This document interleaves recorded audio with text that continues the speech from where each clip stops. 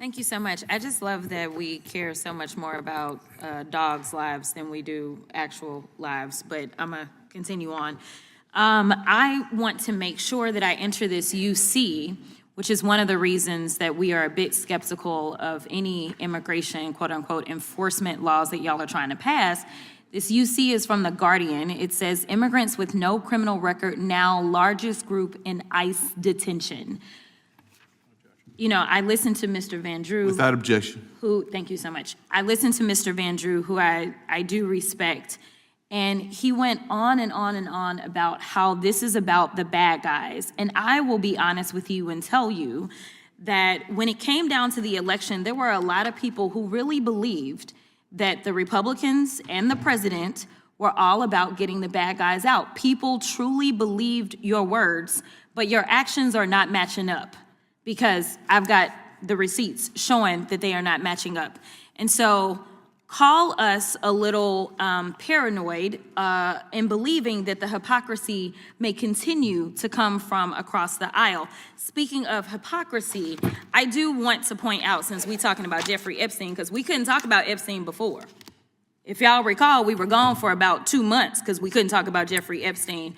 And now everybody wants to act as if they want to have like a real honest conversation about the victims and the survivors and everybody else. Where was this conversation a long time ago? And I know that y'all love to go back and say that Joe Biden didn't do it. You know, Joe Biden is blamed for everything. Joe Biden didn't do anything, and it was Joe Biden's fault, and why wasn't Joe Biden? Joe Biden didn't campaign on it. I just want to be clear. If y'all can run me the tape, then run me the tape. But you know, when you campaign and you go out and you make a promise, then we evaluate whether or not you actually meet your promises. So listen, this was rope that y'all decided to hang yourselves with because the president campaigned on the Epstein files while we were campaigning on things such as affordability. We were campaigning on the things that now people are complaining about, right? Because of the tariffs and the fact that you guys won't say anything and tell the president, hey, sir, tariffs are taxes. We as Republicans, we usually don't like taxes. And guess what? That's gonna make everything unaffordable. So now he's gonna be our big savior, and he is gonna reduce the price of foods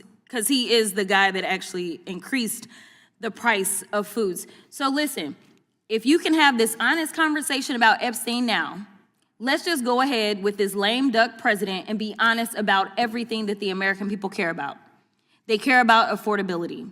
They care about the fact that literally people are starving in this country because we have 42 million people, and I don't remember any one of you during that almost 2-month break deciding to go on faux news or any other news outlet and say, you know what, it is wrong to have 42 million people that are relying on $6 a day to eat, and we have the money because somehow our president was able to find under the couch cushion, the one that JD wasn't sitting on, under the couch cushion, he was able to find 40, how much did he find to send to Argentina? 40, there we go, 40 billion to send to Argentina. But those emergency funds, he couldn't find them emergency funds so that Americans could eat. So listen, if y'all are gonna be honest and talk about Epstein right now, let's be honest about everything that is causing y'all to lose real bad. Did y'all see the election results on November 4th?